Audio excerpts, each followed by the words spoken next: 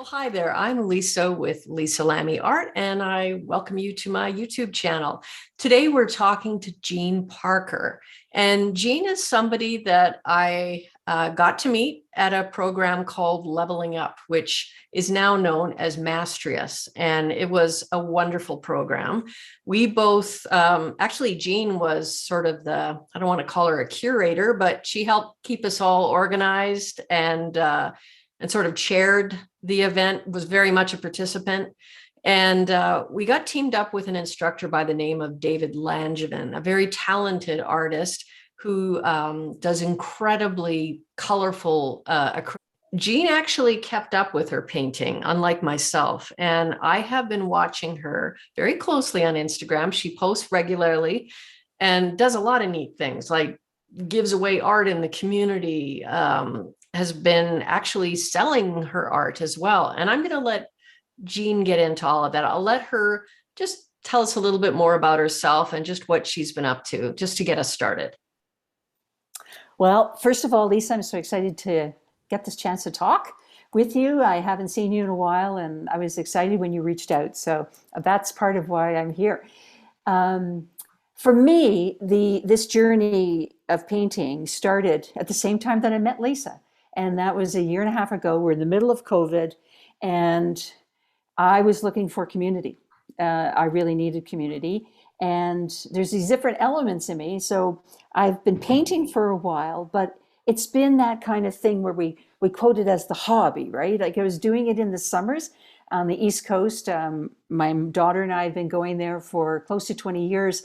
And then my sisters have been coming down, and we go to these little paint workshops where they provide the paint that came from the dollar store, and but if you walk into my cottage, it's all paintings. And so I've been learning over the last 20 years how to look at light, how to, put dark and light and, these basics around how we paint. And before that, I wasn't that person that said art was going to be something I really stepped into beyond this kind of journey of being there in a community with other people and painting. But this shift with Leveling Up, that's now called Mastrius, where you work with masters and you get mentored, allows you to say, okay, so who do I want to be as a painter, right? Like, what is this? Who am I? What medium? How do I want to take it up? And through it, we're learning these techniques that you practice and you apply. And so I have shifted. In the thing that has happened for me in this year and a half is I no longer say that I'm an aspiring artist. I'm actually an emerging artist. I am stepping in to me, and the more you paint, the more you see who you are as a painter, right? The brushstrokes start to talk to you, the colors start to talk to you. And if someone is hesitating about stepping in and trying it, it's not that I have a gift around drawing. I don't. One of my biggest challenges is perspective, because I would say spatial sense for me, if I'm the person that they give directions to, I'm going, oh no, I've got to have the visual because I can't find it, or if there's not a landmark. So Yeah. that's never been one of my strengths. But with anything and with practice, we grow, right? So it's about what our strengths are, and then what we are not as strong in, that we practice. And so these artists, these master artists, they just say, you have to paint. So I paint. And I've actually started a series, my first series, where I said, okay, I'm giving myself a challenge where I'm going to paint 30 small little paintings all about skies. And the things that I'm learning about myself in the journey and about painting is incredible. So, you know what? It is just this thing of stepping in. You just step in, and then, you get juicy things like tools that you never knew about, or how to use paints that are actually good paints. And I'm going, Yes. oh, they actually work this way. And like it started with David Langevin, because he started to give those secrets around what it takes to be a good painter. And now the interesting thing is that we bring all of ourselves to it, right? So, you mentioned, Lisa, about, that I was facilitating. Well, part of it is that I'm coach. So, where do I get to coach? And, I've decided that I'm a leadership coach. So I'm deciding that I'm backing away from that. But where do I still get to coach? I need purpose. So part of what this is doing for me is this stepping into a space of being an artist is it gives me the purpose that I want at this stage of life.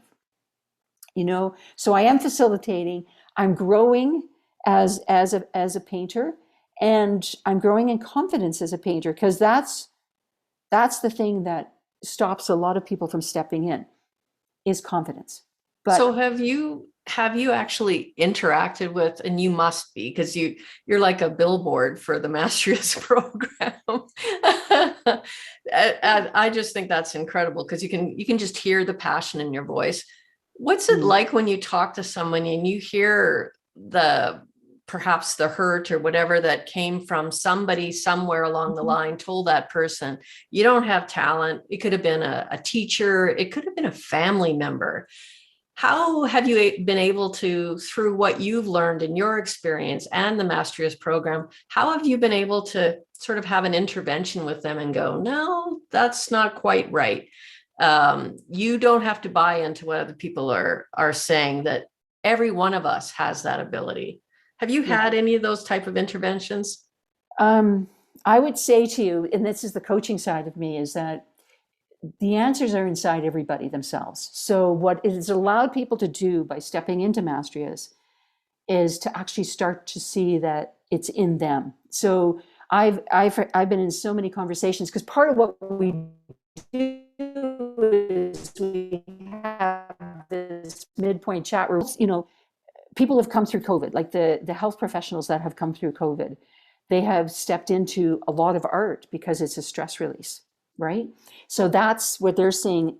And then there is this conversation where our North American culture of having to get to the workplace and work has been the driver for most of us. So a lot of young people have not taken up their art in their 20s and their 30s, because the world has said to them they've got to go be something else. And so what I'm hearing from a lot of people now that are stepping into this, they're stepping into it at a later stage, and they're going, you know what? I actually, and I know, Lisa, you're one of these people, that they're saying, no, this is a part of me that has been calling. And so personally, for me, I have taken a lot of pivots in my life. And we use the word pivot with COVID, so I laugh because, I do see this. So Yeah. I'm somebody who is a CFO and quite immersed. Then I adopted a child on my own and said, okay, I can't do CFO work now because I can't be there till 7:30 at night and raise this child who I wanted so desperately in my life. So then I became an educator. So I went back to school in my 40s. Okay. So I have learned pivots big in my life. And so somebody looks at me and go, what? You were CFO and you became a teacher? Like, what? So I have lived this life. And so I just say to, if there's something pulling you, then you got to go for it. And you just take a step in. And then what I love about Mastrius, and you're right, I think I've become a billboard because it has allowed people to not just go take workshops, because you know what? Workshops fill time through our lives, versus saying, well, no, what is it like to be an artist? So how do I actually represent what I believe the world needs to see, right?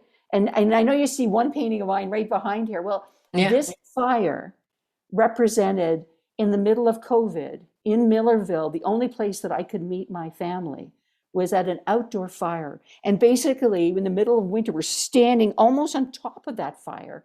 But the sense of being able to see people live outside, 30 below, having some food and a drink and celebrating Christmas in a way that's what that. So what I'm saying is, there's a story in every painting, and every painting that I do is a story of me putting out to the world, or how I, so I'm doing these skies and I'm staring at the sky.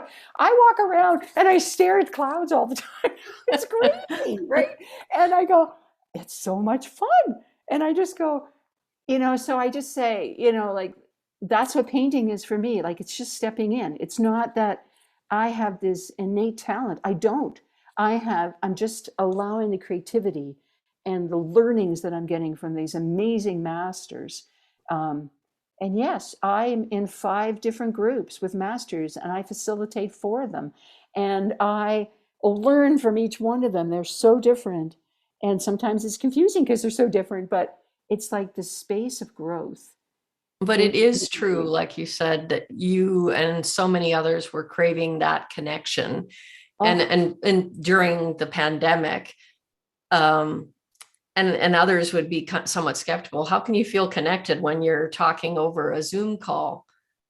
But there is a connection there. Like if you're passionate about art, you're connecting with other people that are like, I think that, frankly, I think that helped get me through the height of the pandemic, is just knowing there was that regular um, point where I could connect with people and share and maybe not think about work for a while and just take yes. my mind somewhere else. So I can see that art is incredibly healing.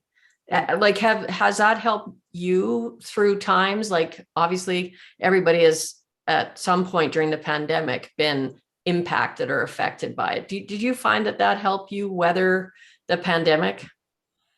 Absolutely. Yeah. I'm an extrovert, and we've stopped being extroverts, and we had no place to go. And the only time I would see anybody was at the coffee shop with their eyes, where they give me a coffee on a daily basis. So Yeah. this this sense of community, and just like creating a sense of community with my family that was online was very different as well. Like sense of community, but I think it's bigger than that. It's a sense of community, but you're tapping into your creativity. So when you tap into your creativity, you're tapping into all of you.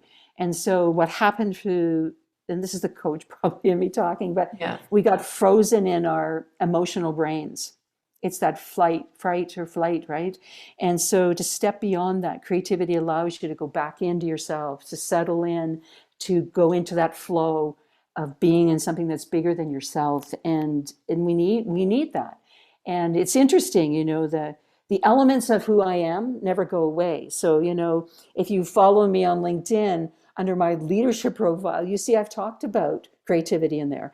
And I am so passionate about creativity being a key element of what makes us have really successful lives, is tapping into this place that we go to that puts it all together and allows us to connect with people and collaborate with people. Um, Creativity is a depth that goes beyond that I'm doing a painting, I Yeah. guess is really what I'm saying. And it's a gift that we really need. If we're going to solve the complex problems of our world, we have to be creative.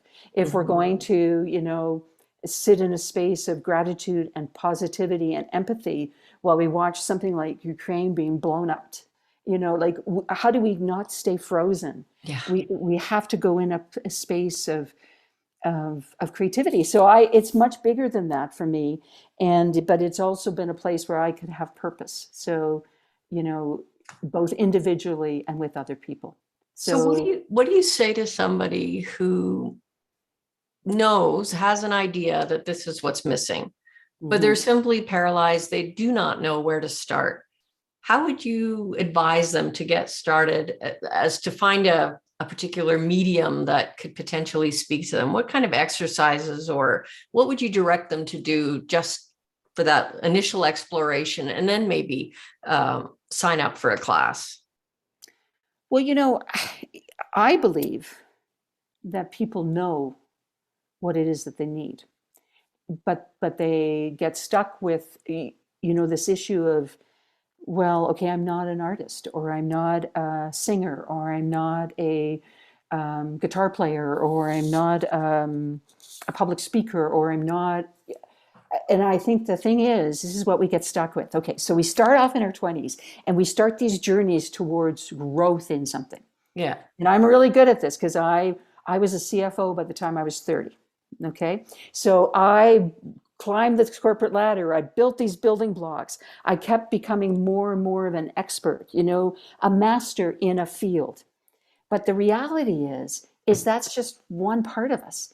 And so how do we keep growing and taking risks? Well, we have to know that we have to start at the beginning with stuff. We just have to take a first step. And so what? So what if you step into, let's say, art and painting, and you say, oh, this is something I could keep growing, or, oh, I never want to touch that again, or So Yeah. what? So Yeah. what's the risk? What did you lose by stepping in?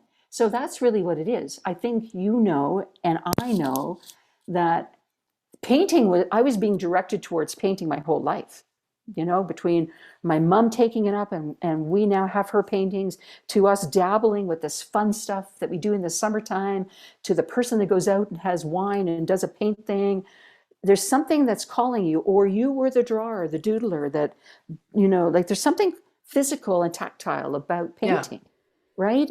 And then I get into this space and I go, so why are you an acrylic artist? And I'm going, well, it's the medium that I like, but it doesn't mean that I'm going to stop. Like when I travel, I can't take all my acrylic paints with me. So I'm trying to do, watercolor. And I'm going, I know nothing about watercolor. It's like, oh my gosh, these are so sad. But, so then at some point I'm thinking, okay, I got to take some classes around or get a mentor on how to do, because I don't know what I'm doing with that. So once you step into, it's like the rabbit hole, there's a million things to learn, you And I know? think not worry about, just from what I'm Oh, getting from you, I think the overall message for people is don't be afraid to make some ugly art along the way or have some whatever. And who's to judge? Like I look back at my art that I have through the years and it's kind of cool. You look back and you can see an evolution of sorts, right? And, yes. and amid that, there's some ugly stuff, Oh, but no there is. question, right? But There is. but don't you agree you learn from the Yeah. mistakes? Well, one of the masters, because we do these little things where they talk to you for a couple hours, so I get to meet these other masters. And so plein air, going outside and painting is a whole other beast. Oh So this yeah. person who's like this amazing outdoor, it's called plein air art, um, who's, wins awards, she shows us her room. And it's a room packed with the rejects. Because in that world, there's so many. So I think what it is not only is there ugly things that you do as you learn, but then there's also every time you're in a painting, just so you know, we call it the ugly phase, and it can last for like 80% of what you're doing because you come out the other end. It's like you're going in and you're in this tornado and you're doing it, and then it comes out the other end and you go, oh, I actually love that. I actually love that. And I'll show you one here. It's on my wall. And I Oh have yeah, to tell yeah. you, I did this with a master. And this is something, it's a wave. Oh, And that's gorgeous. and this wave represents to me a way I'm going. I know where I'm going. Like it's just like this is me. And so these things pop out every so often. You go, oh, I did that. That is like just to hear the joy. I think that's what's missing in so many people's lives. And they're just letting outside forces and some of what's going on inside, like false information they're feeding themselves, preventing them from getting to that point of joy. Like we've had a conversation prior to this, and you're not about making like a career out of this. This is purely done. You are doing it purely for the joy of doing it. Is that Yeah. correct? Yeah. And my only reason to try to go down the path of selling some of this is that I actually live in a 600 square foot condo. Okay. So my studio sits right over here. My living room is over there. My bedroom's over there. My TV room's over here. My office is here. So the question is what do you do with all the paintings? I know. So that's why, like, I've already given away my first year. Like in my first year, I have to tell you, I think I created 70 paintings. Okay, so what do you do with that? So part of this journey, which is also why I love being in this community, um, because I'm learning how to start to do, so I've had a couple little markets that I've gone to. I'm in a show right now. I've been on online shows, but they're so small, my little steps, right? It's not like, and then I've given away so many of them. But like, for example, I did a Christmas market and it was so lovely to talk to people and see people. But I was at a market where they were trying to get Christmas presents, not paintings. And then so afterwards I said, the thing that's really pulling me is I want to give away to healthcare providers because they deserve. So the gift you have is that you can also give things away and you can sell a few and you can grow and you can, build your website at some point and have a mailing list. But you do all of it. but I don't have to do it to make a living. I have to do it to pay for my bucket to pay for more paints Yeah. and, And we and all to free know my walls up. we So all know what a trip to the art store can set you back if you don't have any self-control, right?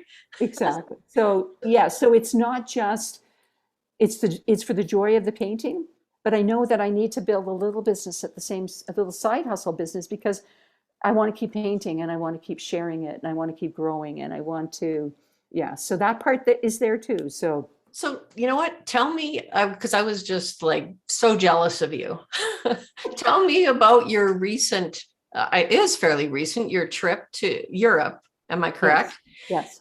Tell me what that trip did for you, not only in terms of, I'm sure, rejuvenation and just getting out into the world and seeing things, but I know you obviously visited some art galleries as well. Just share how that trip probably changed you.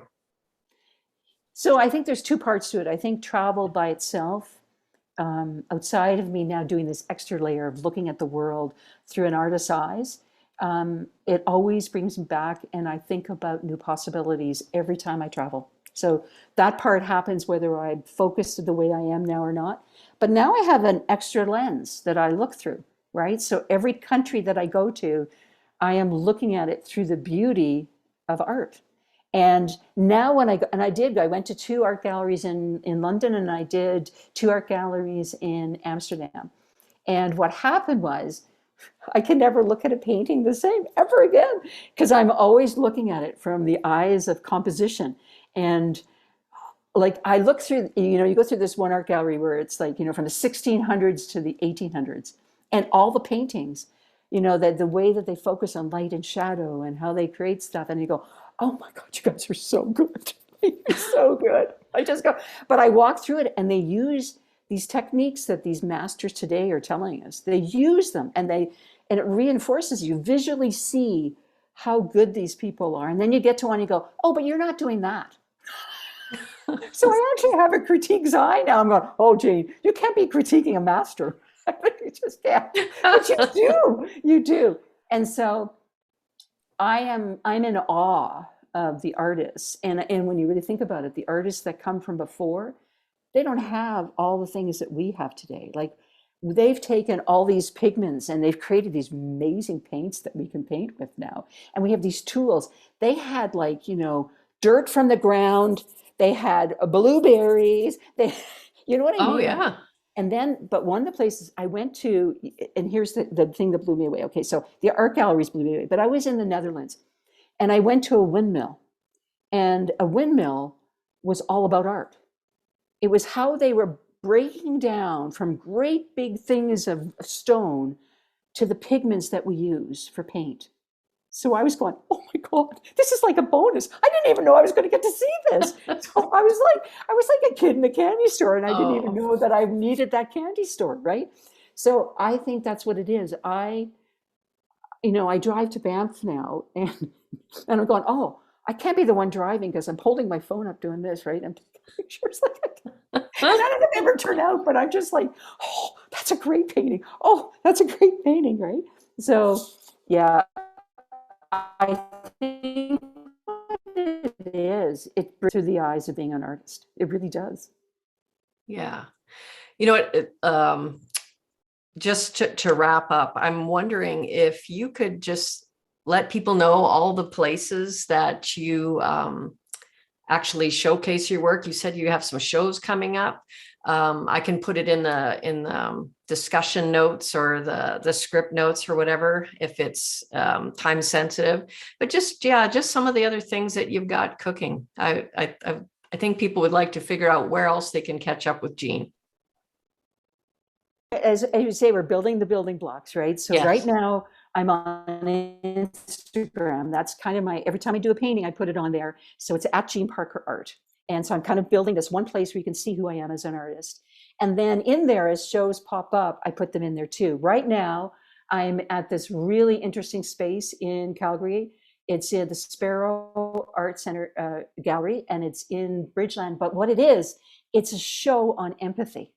It's crazy. So I don't know how I got into this. I just kind of applied at one point and they liked because the story of who we are is what matters. And Yeah. so I've been there a couple times and I've talked to people, and it's amazing. And I've watched artists come in and perform. So it's the space of being an artist. So I'm in there, and that's just to the end of the month.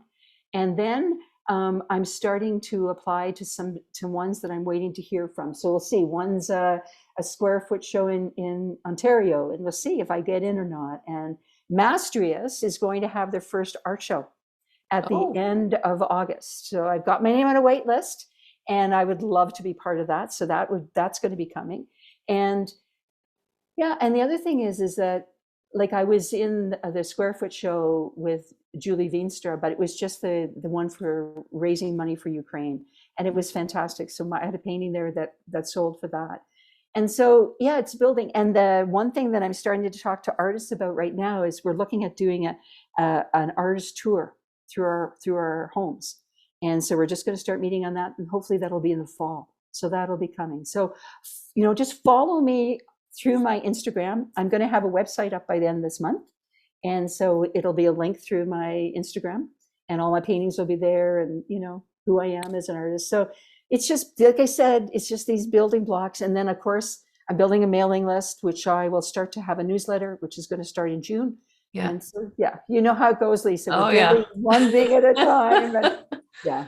Plus, you're a full-time coach as well, in addition to all of this. I am, but I'm doing less of that. I volunteer with United Way, and I do it there. And I have some clients that I have. And so I'm spending less of my energy on trying to build that business. I sit on LinkedIn, in Jean Parker, and you can see me there. So I am a leadership coach, and I'm letting that business come to me now. I'm not doing the 80% work on that and the 20%, because I want to put this energy into the growth around art. So that's, Jean, you should be an inspiration to anybody watching who is saying, I don't have enough time, or it's not right for me. I don't have the talent. I mean, you're evidence that in spite of how limited, and you have a lot of stuff on the go, you're still able to make the time, carve out that time, prioritize the time to create. And just that at whatever age you happen to be, it is never too late. It's only too late if you don't do anything about it. So I want to thank you so much, Jean, for taking part in this YouTube broadcast. I think you're going to be inspiring a lot of people. I hope so, because it's so much fun. So come. And if no one has subscribed yet to the Lisa Lamy Art YouTube channel, I suggest you do so. So stay tuned when we feature some other artists. Thank you so much, Lisa. It's been awesome. Okay. Thank you. Take care. Bye. Bye.